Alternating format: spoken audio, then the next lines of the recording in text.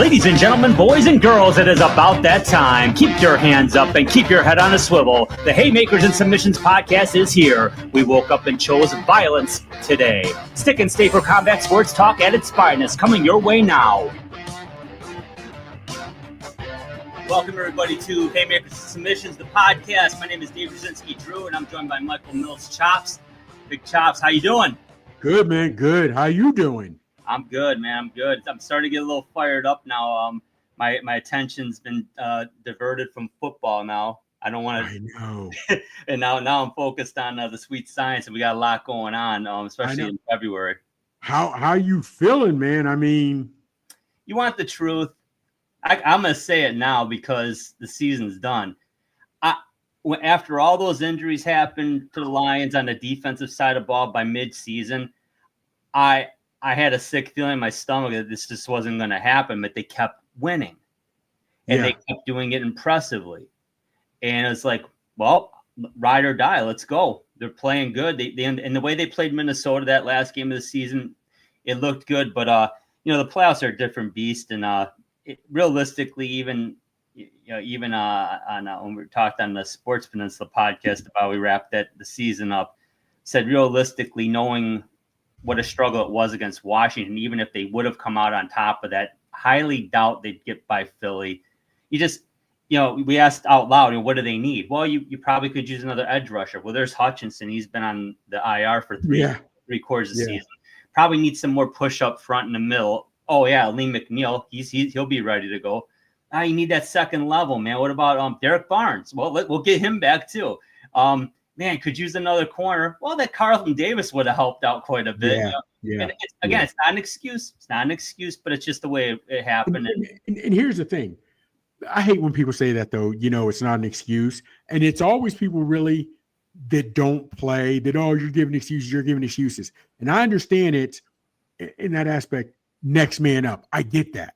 Yep. But you're the NFL. You're the best football players on the globe. We see that when you watch USFL, Arena, whatever it is, the European League, you know what I mean? It doesn't matter. Arena ball. None of those leagues compete with the NFL, and you see a significant drop-off. So having said that, if you lose one or two guys on your defense, okay, maybe three you can squeak by. But when you have that many misses and losing that many players on one side of the ball, you can't get that many replacements. You just can't. Yeah. Not in the NFL. And that's where it's not even there's a difference between excuses and reasons. 22 guys, something like that, crazy on defense on IR. At one time, It literally at that point, you're getting guys to play on Sunday who 2 weeks ago were delivering packages for UPS. True. You know what I mean? So it was a hell of a run, and Campbell very well easily with what he had to deal with, coach of the year. You know what I mean? Seriously, coach of the year. I understand they went to the NFC Championship game or they went a far run last year, but with what he's playing backups of backups.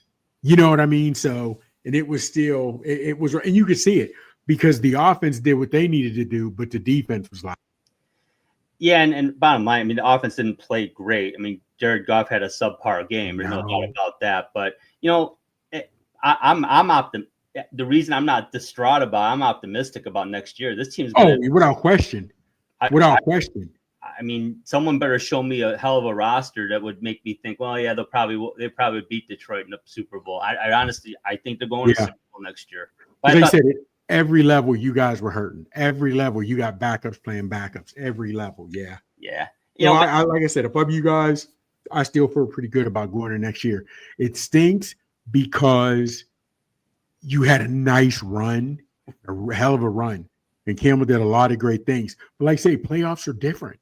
You know what I mean? And you need your best guys. And hell, if you think about it, MVP, one of the best guys in the league, Lamar, he didn't play perfect, and it cost his team. Where on the other side, you had Josh Allen, who didn't put up a lot of numbers. He didn't. He had 140, 150 complete, or 165 something complete in passing and rushing, but he made no mistakes, no turnovers, no fumble, no INT, nothing of that nature. in the playoffs is a different breed. And it did, you know what I mean, between a lack of talent. And I hate to say that, but it was just lack of talent. I mean, you guys had backups on backups playing. But if I'm you guys on the Detroit Lions, I feel pretty good about next year. Yeah, now I'm curious what they're going to do about the coaches. That's where I was going. Ooh, that's going to be, we'll see. Well, I mean, everyone and their mother knew Ben Johnson and Aaron Glenn were going. And I think it's great they're getting an opportunity. I mean, I know a lot of fans are pissed off that Johnson went to Chicago. It's like, what's he going to do? I mean, look, man, if you work for Pepsi and Coke is calling and offering you a better position, you're going. If you work for McDonald's and Burger King calls, you're going. You know what I mean? People kill me with that. I can't believe he went to Chicago. People forget he could have went last year. Yeah. He could have left after last season, and he didn't do that. So, good luck to all those guys. But losing Terrell Williams, the defensive line coach, that was a little bit of a surprise. They could lose Hank Fraley, their offensive line coach, and they could lose Calvin Shepard, their linebackers coach, who's in line possibly for the DC job there. Yeah. So that could hit deep. I mean, if they lose 5 coaches, that could hit deep. But I'd be surprised. Why would he leave Detroit to go to Washington for the same position unless they're offering him more money? Well, it would be from Detroit. The rumor is that Shepard would follow Glenn to New York and become the DC for Aaron Glenn, which would be a promotion for him. Hank Fraley was interviewing with Seattle for the OC job, which would be a promotion for him. Terrell Williams went and with Mike Vrabel on the New England coaching staff. Yeah. They're familiar with, I guess, from Tennessee, I believe. So yeah, you don't think Campbell offer your boy the OC position there rather than jumping ship to go elsewhere? Well, it's possible. I haven't read a lot about that yet. I did read about Shepard being in possibly in line for the DC job, so that's a possibility. Maybe Fraley too, because Fraley's one of the few holdovers from the Matt Patricia staff. Campbell kept him, so he's done a hell of a job too. So yeah, we'll see what happens. It'll be an interesting offseason. Okay, hey, it will be. It will. But no matter who your boy Campbell brings in, they're going to have his mindset. They're going to, you know what I mean? So we'll see how it goes. We'll definitely see how it goes. Well, let's talk about some MMA action, Chops. First off, let's review the UFC 311 from last weekend, man. Talk about what you saw. Man, like I said, it was to the average fan, a lot of these names weren't known, but all these guys were baggers. So it was what I expected. It was an entertaining card with a lot of action. Not a lot of blood, not a lot of amazing knockouts where you're like, oh my, not a lot of that. But it was good action, man. It really was. And to start out, Rene Radier did what I thought he was going to do, and he got well. First off, he came in at what I think they were middleweights, and he just looked significantly bigger. He just looked, significantly bigger than Holland, and it was weird because Holland, he weighed in, he made the 185 weight, but if you'd have told me he was 200, 205, Radier by Bell, I'd have believed it. He just looked so much bigger. Like, how do you get that down to 185? And he's a man, his ground game is ridiculous. But Holland has his black belt, but there's levels to it. There really is. And Holland is a great fighter. He's got skill. He's athletic on his feet. But he took him down as Radier took him down, and that was all she wrote. It really was. And he got him with the rear naked. In the way, I won't say Holland gave up his back, but it was never a question. It really was never a question. It was over pretty quick. First round, of course, so, and I don't know, Holland, I want to say he's lost 4 of his last 5. So I don't know how much longer he'll be on, because he's a great fighter. He is an entertaining fighter, but I don't want to say ego in this one, because he was just, Radier's no joke on the ground. You knew that's where it was going. But there's been some other fights where he could have beat the guy standing up or this, that, whatever, could have taken him down. He said, well, I'll do a gentleman's agreement and stand up with you, whatever it may be. So I'm interested to see what they do with Holland, because Dana's one of those guys that you lose too many, he's going to get rid of you because there's so many guys trying to come up, so many guys that want a shot between Dana White's contender series, everything he's got going on. There's more guys in waiting trying to get in. You can shake a stick at. You know what I mean? So he'll do that if he rates PFL 1, whatever he may do. So he's always got guys that he can bring in. Yeah. So we'll see how that goes. Almeida and Sergey Spivak, right? 2 heavyweights, and these cats can move, man. They can move. They were the big boys on the card. And Spivak, I want to say it's Ukraine or Russian or something. You know, I don't know the exact country word, but I want to say he's just like a Russian. And he's a gamer. He really is. Almeida shocked me. I mean, from the jump, he was on him. End up mounting him towards the end and just punished him. Just punished him.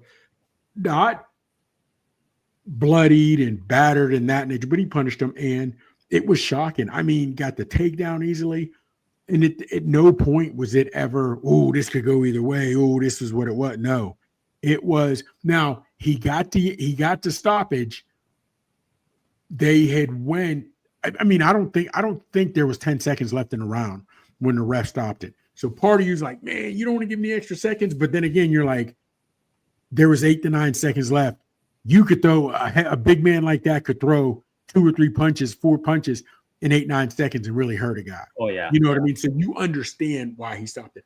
Not saying you liked why he stopped it, but you understand why he stopped it, you know? So again, Almeida taking out Spivak was a great fight. I mean, as long as it went, they were both throwing, they were both game.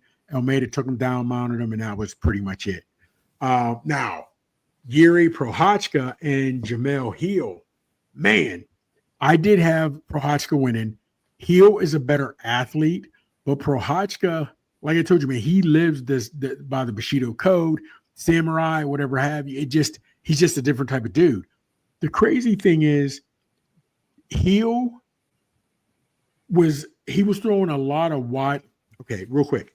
In MMA, you'll hear guys say, "Oh, he's a great stand-up. His boxing is great." For MMA, yes. But you know there's a difference between MMA stand-up and boxing, and I'm talking just hands, compared to boxing with just hands. Much. And these guys in MMA, they're not throwing the crisp boxing jab. They don't throw the hook where you roll with the hips like you do in boxing. So it's different. So Jamil Hill was throwing a lot of looping hooks. And your boy went to the 3rd round, but Prochazka was starting to time it. And that one was nasty. I mean, he damaged Hill's face. It was nasty. It was ugly looking, right? So, but on that, he just keep pushing, pushing away, got a knockdown in the 3rd. Hill got up fast. So he took a shot with it, but the way he fell and then rolled back up, you're like, it's not a flash knockdown and you're hurt. But Hill was so much, I finish on my shield. You know what I mean? Or go out on your shield, finish standing up. He got back up and just kept taking punishment. And they ended up stopping that in the 3rd, I think, with maybe a minute and a half, 2 minutes left to go in that one. But there was a lot of action. But I don't want to shortchange Hill because he was giving as good as he was getting. He really was. He was giving as good as he was getting. But I want to say overall, the more solid, harder punches, probably with the significant strikes, I'd go with Prochazka. But really, what ended up catching Hill was he threw that looping, almost lunging hook or whatever. And Prochazka wasn't even doing a whole lot of technique. Just boom, just getting out of range. As soon as he get out of range, he'd come with something, whatever. And that was ultimately the end of it. So again, Hill has had some big wins. He held the belt for a minute. I don't know where he goes from here. I really don't. And it was that way for both of them. Because even though Prochazka's losses were in his rematch to he has 4 or 5 losses now. But his loss in the UFC, his last 2, whatever, were to Pereira. No shame in that. You know what I mean? No shame in that. So, and Hill, he also lost to Pereira. So both of these guys needed a win to get back for, I don't even want to say for confidence, just to get back on the track on that side of the win column, whatever have you, to see where they go. So Prochazka got that, and he did. He looked good winning. I mean, it was a nice fight. He looked good winning. So then we had Devashvili Merab versus Umar Nurmagomedov. Man, and it was attrition. It was a war by attrition to me. Merab won. To me, he was a clear-cut victor. Didn't beat Umar up. He didn't beat him up. Mm-hmm. He was a clear-cut victor. One of the biggest things was, I think 10 or 11, maybe 12 takedowns he had on Nurmagomedov.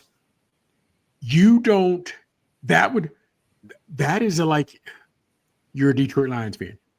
Picture someone routinely tackling Barry Sanders one-on-one in open field. Barry's looking at the safety coming up. Barry tries to put a move, put a spin, no matter what happens, the guy takes him down. That'd be pretty unheard of. You know what I mean? So I think it happened 3 times in 10 years. Yeah. Yeah, you know what I'm saying? Yeah. So, and having said that, Nurmagomedov hadn't been in a fight where he'd been outworked. He hadn't been in a fight where he's getting taken down. He hadn't been in a fight to where I'm shooting on you and I'm taking my shot and you're sprawling and I don't get to take down. Umar showed there were levels to this. And even between rounds, and not between during rounds, Merab is showboating, like Umar might throw a punch and Merab is looking or just playing. And I think he also sort of did that to let people know, don't think I'm in danger here. I don't want you to give these rounds to this guy because of his name, because I am the champ. I've earned it. And I'm doing something to him that's never been done. These Dagestani fighters, they don't know what it's like, Drew, to be taken down. They will bend their there's no saying to fighting. If you can't fight on the ground, you can't fight. If you're a wrestler, you have a wrestling background, you can pretty much dictate where the fight goes. Even if someone has significantly better hands than you, if you want to stand with him, you can very easily get knocked out. But if a boxer and a wrestler are going, the wrestler can very easily, most likely, if he decides from the jump, I'm taking you down, unless you time that right, he's going to take that boxer down. You know what I mean? He's just going to take that boxer down. And so Umar, to not be able to get the takedown when he wanted, that's a whole new ball of wax he didn't see. He didn't realize. And when I'm telling you that Merab, I don't know if he tied it or if he broke the record for takedowns against a Dagestani or against a Nurmagomedov, unheard of. So it was a close fight on the aspect they were brawling, they were going at it. But to me, I had Merab winning 49-46. I know some gave him 48-49, but I had him running like 49-46. I had him running like 3-3, possibly 4-5 rounds. But it was a good fight.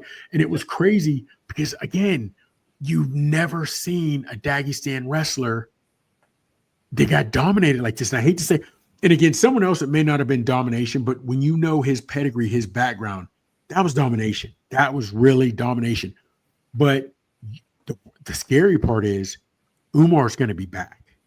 And he's going to be even better. He's going to be even better. So we'll see how that one goes. You know, and then finishing the night off, man, it was Islam Makhachev versus Renato Money Mercado. And first off, he filled in for Sarukian.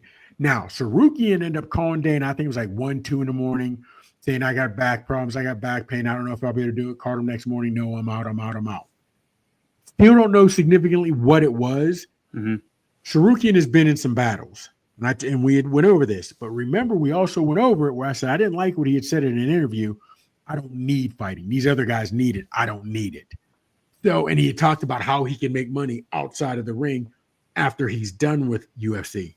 So I didn't like that mindset going in. And then 24 hours before the fight, he pulls out. You know what I mean? So I didn't. I'm not gonna lie to you, man. I didn't like it.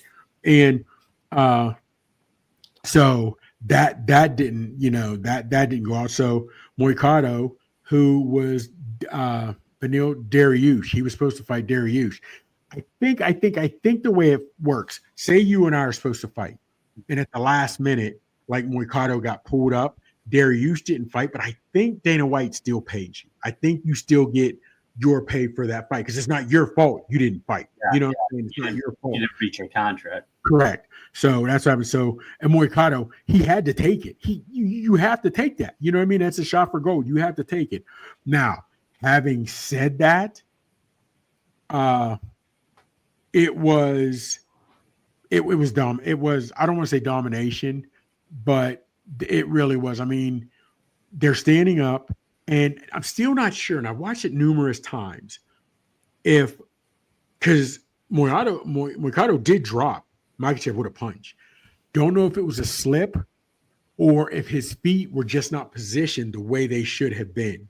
However, it's almost like it pissed Makhachev off. It's like, you son of okay, you want to put your hands on me? And then he just took him down, and they were scrambling, and not quick. From the same camp, Umar Nurmagomedov and Makhachev from the same camp those days, seeing the wrestlers, and whatever have you.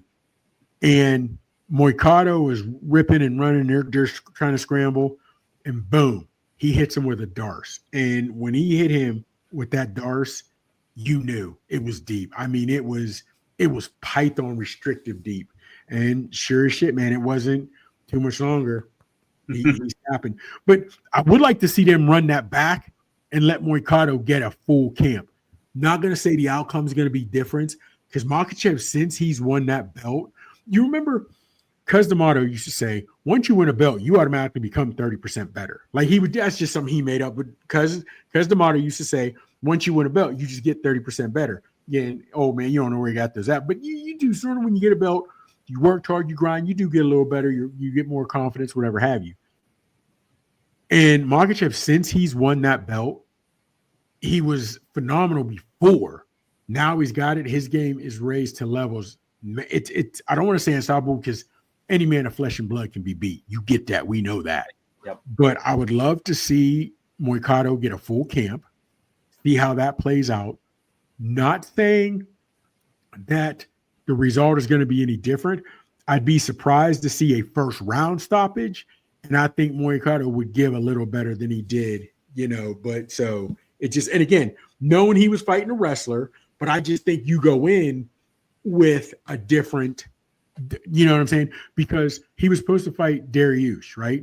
Dariush is a good ground guy, and he's grinding, he likes to bring it, but he's not Makhachev. That you have to train the entire camp significantly different when you're going against Makhachev. Have to. So I'd like to see them run that back. You know what I mean? Yeah, it's not. Yeah, definitely. I mean, you're right. But D'Amato's comment to put it in the context probably made a lot more sense back in the single belt era for each weight, right? Yeah. And you would have to think you do have to get somewhat better once you win a belt, because it gives you confidence. You're training a little harder. You're training a little better. You're being a little more disciplined. You know what I mean? So I can understand that. Now, again, where he made up 30%, I don't know. But I understand, like I said, I understand where he was coming from. And everything Cuz D'Amato said back in the day was pretty much gold. You know what I mean? So you have to believe what the man is preaching on. But like I said, there was not a whole lot of blood in the main card, but they were good fights, man. They really were. They were good fights. Awesome. For as long as they lasted, they were pretty good. Sounds great, brother. Let's talk about some boxing. Let's shift the gears a little bit. Let's talk about Teo Lopez. So he's calling out a fighter again. Go figure. And he's calling out Tank again. Go figure. He's saying Tank's ducking him. Do you buy into that at all? No. And I'm trying to find Matthias. I can't think of the dude's last name, and it's slipping my mind. They just offered Tank that fight. Not Tank, excuse me.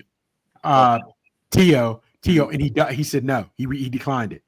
And so I think Teo he's doing a Haney.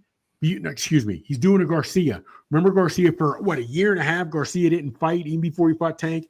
He's calling everybody and their mother out, but not doing anything. Teo was offered a great fight, and he turned it down. It'd have been an interesting fight. Could have brought money to him, got his name back on track, and he turned it down. To call out Tank, you're not even on Tank's radar right now, because you are not a money fight. Not to me. I don't think he would be. What do you think? I mean, when you heard it. Well, honestly, I think Lopez would be it's not okay. It's not. Is it like some of the fights we're going to talk about in a little bit involving like it's not like Tank's a star, but Lopez is right in that next level, that tier 1 guy. Hold on, because I made this mistake too, right? I had to do. I was reading up on it. When you're saying that, because I want to make sure I got this right, okay? He came in to me out of nowhere. I hate to say out of nowhere because we knew of his name, but the average fan didn't. When he beat Lomo, he beat Lomo on ESPN. That was on ESPN. Yeah. Okay. He beat Lomo and shook what Ali say? I shook up the world. That really shocked a lot of people. Okay. Then your next fight out, bro, you lose to Kambosos. Kambosos, I get, is not a scrub, but at that time, Haney was, I keep saying Haney, Lopez was, he was on his ship going up. He was truly ascending. And to lose, not even, and it went the distance. It went the distance. You know what I'm saying? And you had, to me, okay, when he beat Lomo, right? He beats Lomo, and then what? A year later, he fights Kambosos. So you sit idle for an entire year, what guys do now, never did before, but that's what you're doing now. Mm-hmm. Go back to when he beats Lomo. Yeah. If Lomo is here on a scale from 1 to 10, 10 being the biggest name, Lomo had to be what, an 8 or a 9? His name was pretty big at that point. Oh yeah, absolutely. Yeah, that was a shot. That was a shot. Yes. What do you think Kambosos' name was then? Back in 2021, 3-4 years ago. 5. Exactly. So that was truly an upset, and you just didn't look good, right? So you lost Kambosos, then you get a split decision against. You get a TKO against, who's his name? Pedro Campa. You got Sandor Martin, excuse me, and then Josh Taylor. Yep. And then James Ortiz. Ortiz, yep. Okay. And Claggett. He hasn't looked good really since Lomo. Well, he did get against Campa. He got the TKO, but he still caught a little flack for that. Timo hasn't been spoken of positively really since Lomo. Everybody tunes in to see his fights, but he hasn't. So that's why I'm saying I would be like, yeah, Timo's a guy. Timo's a guy. He's a big name. But is he a big name because he's a big name? Or is the money that Tank would think about this before you give me 10 more seconds? Mm-hmm. Would the risk, would the purse be worth the reward for Tank to fight Timo? Do you think he could draw a big purse? Just taking that question as is, the answer would be no. It wouldn't be. But then there's got to be a follow-up. So if it isn't, then what the hell are you doing? And who are you going to fight? And let's hear the name. And when is it? Because how many fights are we going to have where Tank's like, nah, that's not a name. I don't feel that name. I don't feel that name. And everyone's saying, I don't feel it. And the money's not there. It's like, okay, well, then where is the money? And we know where it's at. Make the fights. Make the fights. That's what we keep. And we'll be talking about that in a little bit. But make the fights then. Yes. Like, yeah. You're going to say that fight, I'm not feeling the name. The money's not there. Okay. Well, then where is it and what are you doing about it? Okay. Follow up. Now you bring me to, okay. So what's he have? Maybe 1-2 more guys he can say that about? Maybe Tank? Because you got to take a fight. Because to me, he's fighting this roach. Really? Seriously? Money-wise, I think Teofimo would bring a bigger payday. You know what I'm saying? Yeah. I mean, no disrespect to Lamont Roach, but yeah. No, none at all. No disrespect at all. And I think you could sell that fight. Definitely the way as they start to promote that, Lopez is going to talk trash. Oh. These guys are good. If nothing else, just I don't want to say the WWE aspect of it, but the lights and the eyes on that, the way they're going to sell it, I think that's going to draw more pay-per-view buys. But with Teofimo, he needs this. When I say he needs this, because a Tank fight would definitely, if he could get Tank Shakur, Zapata. Maybe if he gets Zapata. Not sure he'd be the favorite in any of those, but he has, depending on which Teo shows up. Because mentally, he lacks sometimes. Yeah. And then when your mental isn't there, the physical's not there. So if the Teofimo mentally can come in and fight Lomo, that's a bad dude. That is a bad boy. Now, let's not forget, technically to me, Lomo gave away the first 5 to 6 rounds of that fight. Just didn't have enough time to come on. However, you got to give Teofimo Lopez credit because he was smart enough to take those first few rounds when Lomo was giving him up, and he held on and didn't get knocked out when Lomo was coming on in the end. Right. So, to me, if Teofimo shows up, mind, body, everything on one accord, that's a hell of a he's a good fighter. He really is. Now we just need to see if we can get that. You know what I mean? So there's other fights out there for him, as in Teofimo, just his name, because you're always going to be, I got to watch to see which Teofimo's showing up. Yeah. But Tank, like you said, man, you're either going to have to go up to 140 or something, because if you're continuing to, I don't want to say duck, but if you're not saying that guy's the right guy, then what are you going to do? You know, because to be honest with you, when he and Haney, when he and Garcia were battling and banging and talking about, Tank was he was ready. He was the man. Who did he fight? Was that Martin?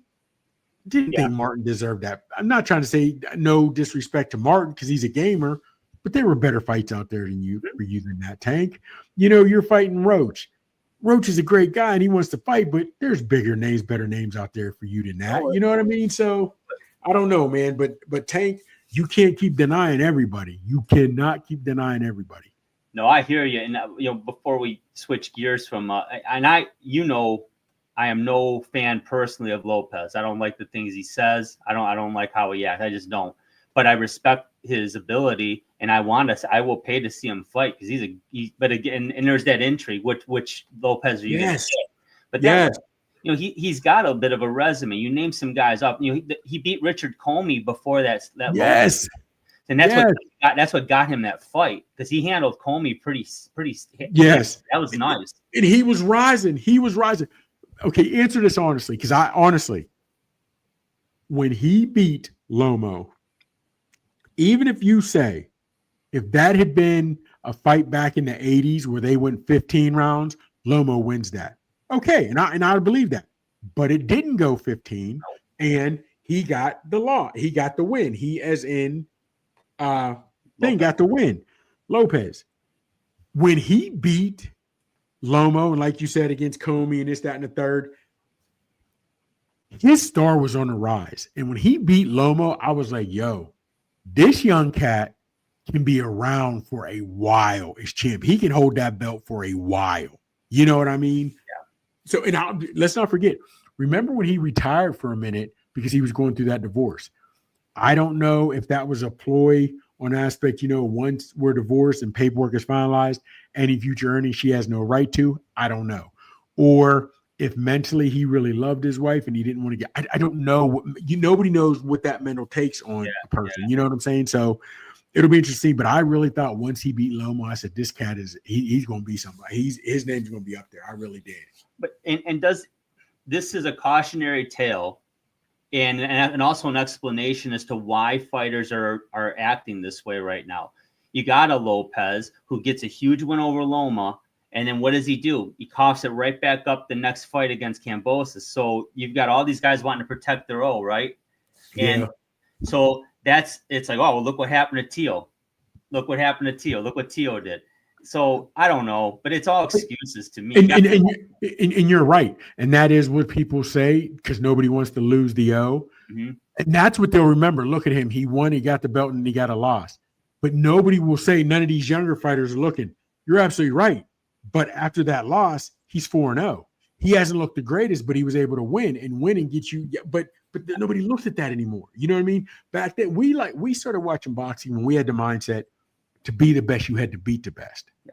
Nobody's like that. They're all, I want to fight who I can fight to make the most money. Yeah. And it's not about word I'm going to use now that we'll talk about later. It's not about legacy to a lot of these guys. It's about my bank account. It's not about legacy.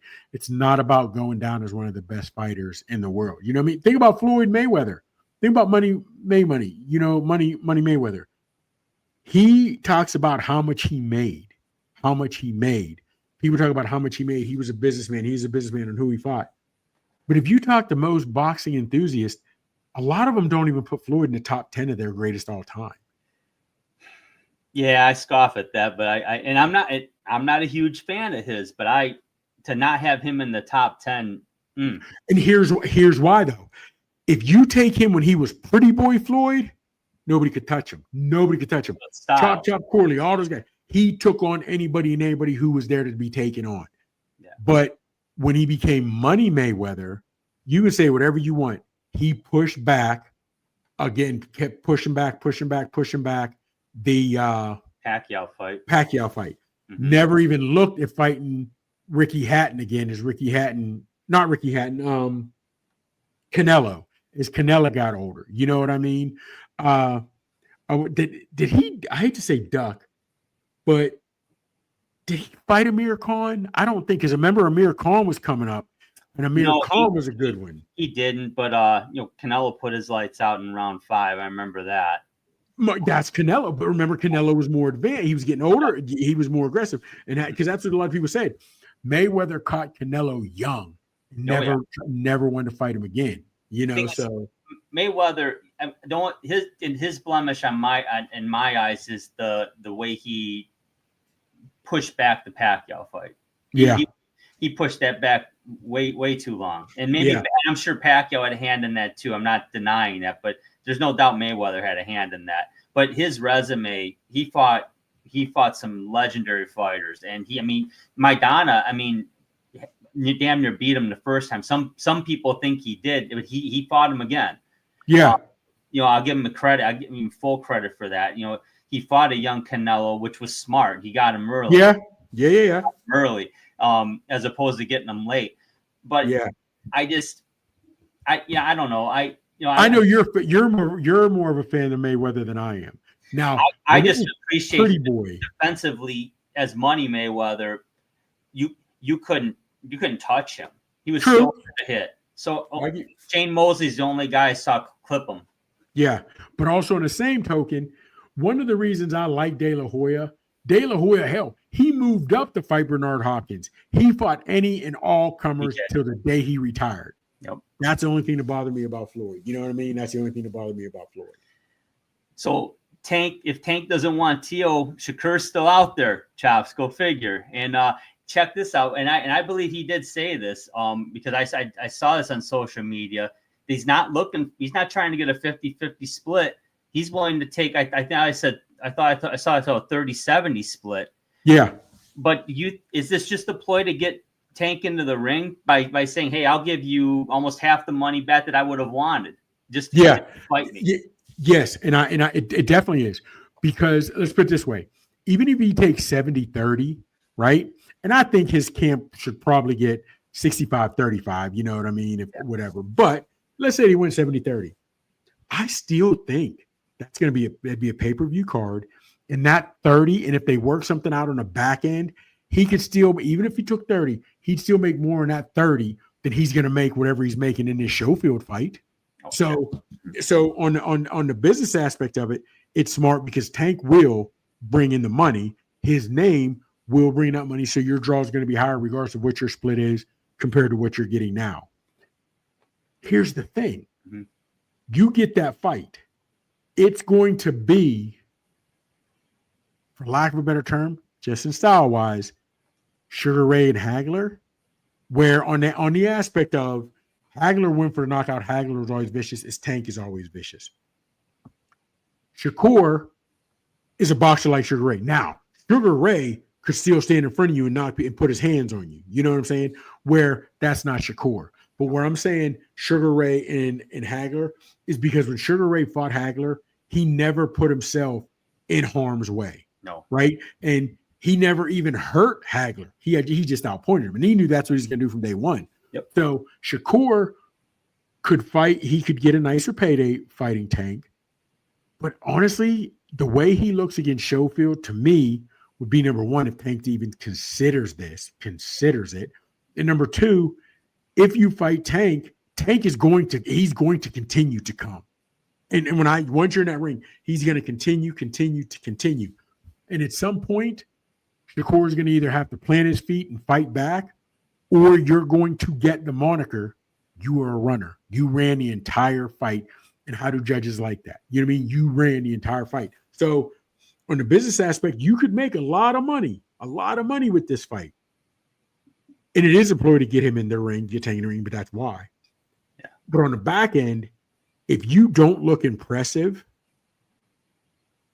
that could be it. And I say that could be it because why would anybody else want to fight Tank? You know what I'm saying? What do you think? What do you think about it? Why?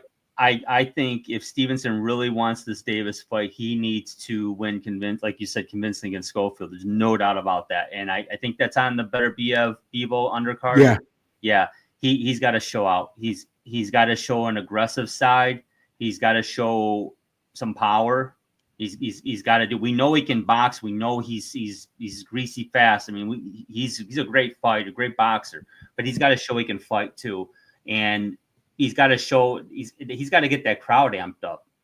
And if they see that, that's going to be a huge pay-per-view buy. I mean, that's a huge card, and we're going to preview that fight soon. But if he can show out on that and on that stage, yeah, then maybe we're talking here. It's what he has to do, and it's just what he's going to have to do to prove himself out. If he thinks he can, to your point, basically, run around for 12 rounds and just grab a quick decision, that is not going to get it done. He ought to know that by now. And we'll get further into it the closer the fight gets, Schofield and Shakur, but I want to put this out there now. Mm-hmm. Let's keep an eye on how he fights Schofield. Does he try to make it a little bit more interesting? Does he try to say, okay, I'm not going into the lion's den, but, I'll get near the fire a little bit. I'll because he's going to have, on the one hand, dance with who brought you. What is your style? Don't change it because that's what got you to this level. Sure. But on the other hand, your style may not get you to the next level because you can say what you want. Boring fighters aren't big draws. And I hate skill set wise, he's as good as anybody out there. But he's boring. I hate to say that about the young man, but he is, you know what I mean? So I don't want him to get inside his feelings because as much as I wasn't a Mayweather fan, and when he became Money Mayweather never got into his feelings. He never and when I say never got into his feelings, he never let outside ring people booing or whatever influence how he fought.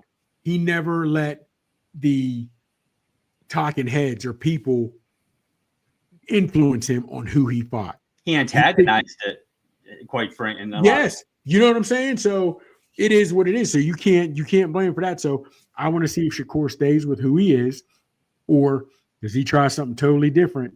And we'll see how it works. He needs to be more aggressive. That I believe. That fight's worth watching just for that simple fact of what it could lead to. Here's one that we'd really like to see happen, and they keep talking. It's getting closer. Canelo Alvarez, Terrence Bud Crawford. Chops, let's talk about this one. What do you think's behind this fight? If it goes down. Okay. Well, first off, like you see right here, as you put in, is it for legacy or money? Yeah. Totally money for both of them, but for Bud more than Canelo, right? I saw and I read that it is going to be at 168. Yeah. With no registration. I know. That shocks me. Yes, because let's not forget, Canelo's fought at 174? Yeah. So if Canelo comes down to 160, and I don't know what Bud is doing. Bud is getting in his feelings, trying to show everybody I am what I am. Okay. But if you want to fight a guy that's almost 190, 200 pounds, and he's a guy off the street or he's the best at his local gym, I'm still going with Bud. Yeah. But Bud, you're going against a world-class boxer, and you put a no rehydration clause, that could be crucial. Because if he weighs in at 168, then he balloons up to 180, 185, that could be that. I'm interested to see, because if you fight at 168, I don't know what your walking around weight is. If you can come down to 168, But if you balloon back up to 180, how comfortable do you feel going live? You know what I mean? Because live is different than sparring. From what I've read, Bud walks around at 165. Jeez. So he's going to have to pack on some pounds here to muscle to make the weight. And he will, realistically, I would say, without rehydration, Canelo's probably coming in around 185, 190, and Bud's coming in about 170, 175. Yes. Would you now think about this? If he walks around at 165, yep, I don't see him having to lose. He's not losing any weight to get to 168. Now, you know this from drilling, sparring, and working out in the gym. If you're just sitting around during Christmas and New Year's, you can put on 10 pounds, just whatever. How'd you know? I did. If you're a fighter and you want to move up a weight class or two, putting on 10 pounds correctly takes time and is hard. It is hard. I'm someone who struggled with my weight for my whole life, Chops. Believe it or not, I've struggled with it. But when I got down to 170 to 165, to go up to 175, 180 the right way. Oh, geez. It was hard. Yes. Oh, I did. You're eating more than you want to, but you got to eat the right stuff. And you're like, I don't want any more protein. I don't want you to get, you got to measure your meals. And I understand Bud has a world-class team. I understand he's going to have a dietitian, all that. I get that. But you're not going up to 168 to fight the guy at the local gym. So you're going live, and you know it. Sparring is different than live. You know this. I just don't know, man. I'm not liking it for Bud. Like I said, you could unify it with Fundura. Fight Carmelo, Charlo, whatever. Charlo, I'm sorry, Charlo. Yeah, fight Charlo. Unify at 154. Maybe see who's at 160. Fight a nice guy at 160. 168. That's a major jump, big dog. That's major. When this fight first was being talked about, I automatically said they should have a 165 catch weight because Canelo ain't coming down to 160, and I didn't think it was right to have Bud fighting above what his walking around weight is. I was really surprised to see that these might be the terms of the contract. Now I want to see the fight. I think this is more about it's definitely about money. There's no doubt about that because they're going to make a boatload of it. God bless them. They'll take some from me too. I'm sure from me as well. But I think it's more about Bud's legacy because Canelo's got a legacy. And let's talk about this real quick. Bud Crawford and Tank Davis. Okay, two great fighters. People avoided Bud like a plague. No one called out Bud. No. No one called out Triple G. No one called those cats out. No. Tank's getting called out left and right. He really is. He's getting called back. And I'm not saying not by punk fighters either. Very good fighters. But no one wanted any part of Bud Crawford or Triple G. And not because they didn't have name parts, because they knew they were bad boys. Tank is too, but I don't get it. What do you think? Here's the thing, though. Different eras. And when I hate to say different eras, because right now they're both fighting, Tank and Bud. But Bud is what 10 years, almost 10 years older, right? So you go back 10 years ago when he was in his prime and he was on the come up, like Tank is on the come up. If you talk trash, those guys was going to see you. Some point, that social media, we're going to see. Now guys have Twitter beefs, Twitter wars. Really?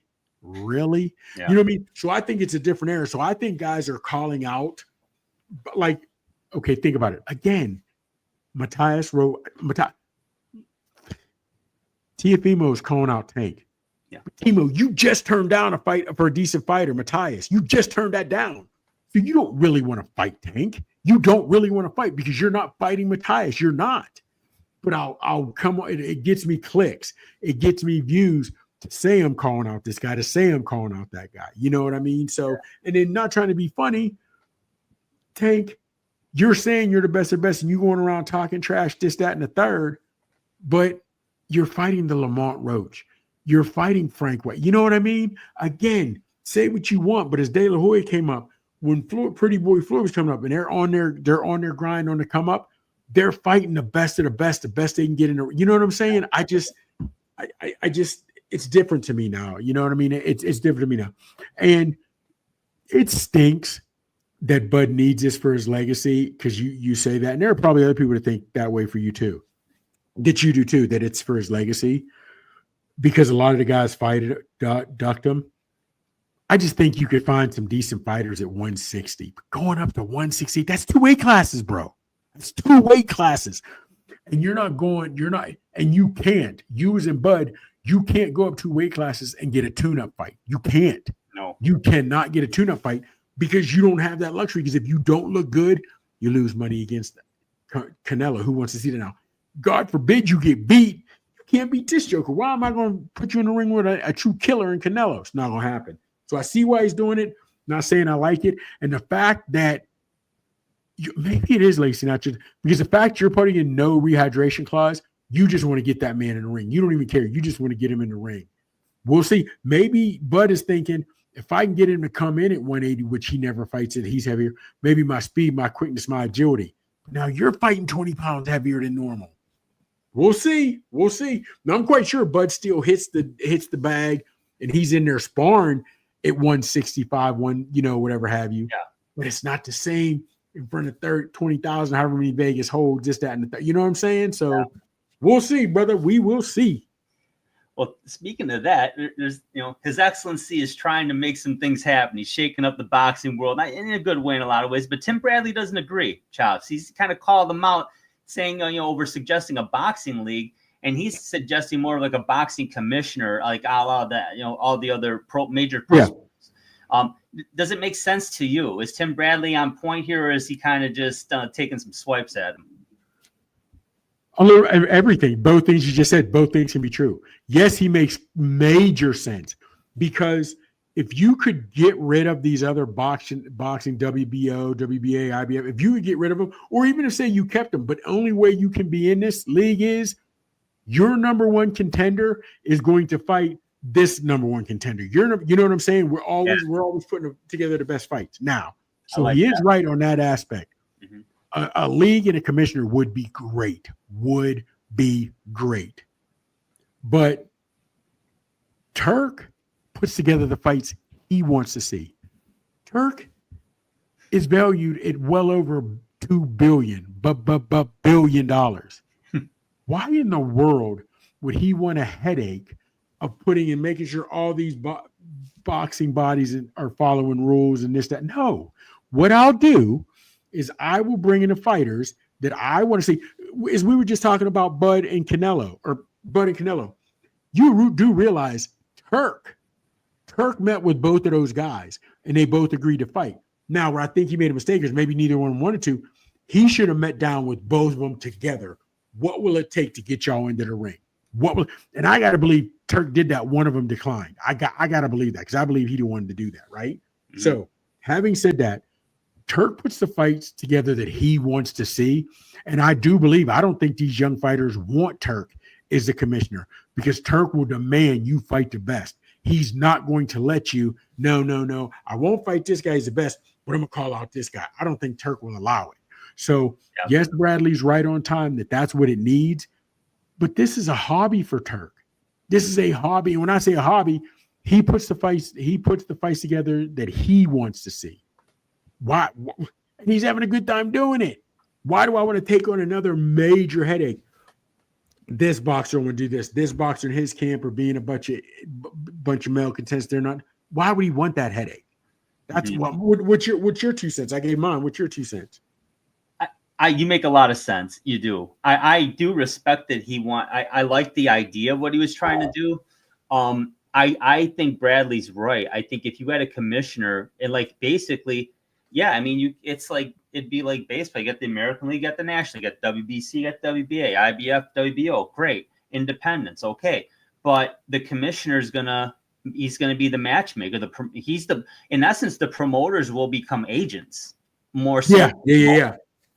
So the De La Hoyas and all those cats, Bob Arum and all those cats, they'll be agents. They're not going to be necessarily. They'll be promoting the fight for their own benefit, but they don't have to. The league's going to do that. Yeah. Now, I would like to see if that happens. If Turk can make it, okay. Look here, we're having this and this. If you're under me and you want to join the league I'm setting up, you're going to be in the biggest fights. and you're going to get paid king's ransom. But if you don't have to join. But just know I'm not getting involved in any of those fights, and your purses will be peanuts. Because think about it. The Haneys at Hearn, they're now trying to go to Turk to jump. Don King reached out to Turk. Turk didn't reach out to Don King. He's not reaching out to these other guys because he can pay for the fights he wants to see. You know what I'm saying? So having said that, if I'm Turk or whoever decides to do this, and say Turk did do it, I'd like to see, because Turk is I'd like for him to take another young Saudi under his belt that maybe he starts the league. And Turk is nothing more than an advisor. He takes an advisory role. So having said that, the other young guy comes up with the rules. He's the one who has to deal with all the headaches. But when it's time for fights, Turk, I got 5-6 fighters. Which ones do you think we'd like to see? Put these two together, and this is why. Or come up, you got 5, 6, 7 fighters. Put these 2, 3, or 4 fights together. The winners get this, boom, boom, boom. And because I think Turk will put a lot of round robin tournaments together. Oh yeah, you know what I mean. I think it'd be great. When's the last time we saw that? Like that when the IBF, was that the light? No, it was the cruiserweight tournament. Man, the super middleweight tournament. IBF had the Superman Showtime. Yes. Man, the Showtime's not even in existence anymore. So it would be huge to have it. It'd be huge. I just don't think they do it. I don't think they do it. Hey, we've got a couple minutes left, Chops. Let's talk real quick about the triple header, if you will, in New York in May. King Ryan's getting back in the ring. Devin Haney's getting back in the ring. These are and they got to take care of business. And Martin Bacole's going to be on this card, but Devin Haney's going to be drawing Jose Ramirez, and Raleigh Romero is going to fight Ryan Garcia. Assuming Garcia and Haney win their fights, they're supposed to meet in November or December, and that's the agreement. And this is, I believe, this isn't the First Ring Magazine tournament. This is going to be a pretty big one up in New York City. What do you think about this one? Yeah, I'll be honest with you. Like you said, we're pressed for time. I'm only going to talk about Haney and Ramirez. I'm interested in that one because Ramirez is no chump. Ramirez will bring it. Ramirez has some power. I don't know what Haney we're getting. Yeah. Is his defense better? Will he be himself? Because let's not forget, against Garcia, he fooled us all. I thought he was a head case. Oh, yeah. I think Haney and his father thought he was a head case because Haney tried to take the fight to Garcia. It's almost like Haney wanted to fight that in a phone booth. Let's put our toes on the line and let's throw. Respect Haney, that. That's not you, but that's not Haney's fight. Yeah. Haney was a guy who moved, hit you, get in, get out, and moved, and was a superb boxer. You wanted to be a slugger against a guy who was on PEDs, which I admit you didn't know, didn't make weight, and was significantly heavier. Yeah. But then I don't know. You know what I'm saying? So I need to see what Haney we get. Do you go back to the talented boxing skill set you showed before Garcia, number one? And number two, how are you going to react when you get hit with that first hard shot? That's what I want to see. Mentally, where do you go? Yeah. Where do you go mentally? You know what I'm saying? Because mental, mental is a huge part. Even like when I'm now on a treadmill, I cover up the time. I have to cover up the time because I cover up the time because I don't want, it seems like every second goes forward, a second half goes backward. And then mentally, if I think I'm moving, I'm rolling, and I look, and I think I've been on there for 10 minutes, and I've been on there for 2.5 minutes, mentally, it screws me up. So mental is a big thing, man. Mental. So whatever he has to do to cope with that mentally, and I'm interested to see what we get. That's my biggest thing. And we got time to talk about the rest of it, but for me, that's what I want to touch on. That's what I want to see, the mental. Where is Haney mentally? Yeah, and I'm fully with you on that one. Ramirez is a nice opponent, somebody he should beat, but definitely going to challenge him. Now, Raleigh Romero was somebody that King Ryan should probably beat too. However, Romero's got a resume too. Yes. I'd like to see how Garcia responds if he gets touched a couple of times by Romero, because he will. But I think realistically, Haney didn't respect Garcia enough in that fight. The way that he didn't respect him, and you got to respect the guy. He's got a hell of a lot of talent. Hey, Chat's been real as always. Thanks everybody for watching. Don't forget to like and subscribe to the video. Don't forget to don't forget to subscribe to the podcast on YouTube. We're also got a Facebook page. We're also on the ESEN network every Friday night at 10 p.m. For Chops, I'm Drew. Take care, everybody. We'll talk to you next week.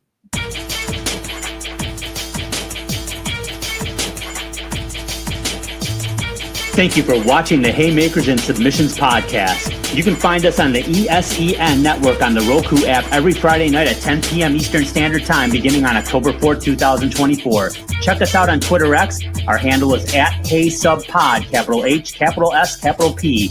You can also subscribe to our YouTube channel so you don't miss a single episode. Just go to your web browser and type in www.youtube.com/@Haymakers and Submissions podcast, as we will drop content weekly. Whether it's boxing, MMA, or wrestling that gets you fired up, you'll get all you need right here at the Haymakers and Submissions podcast.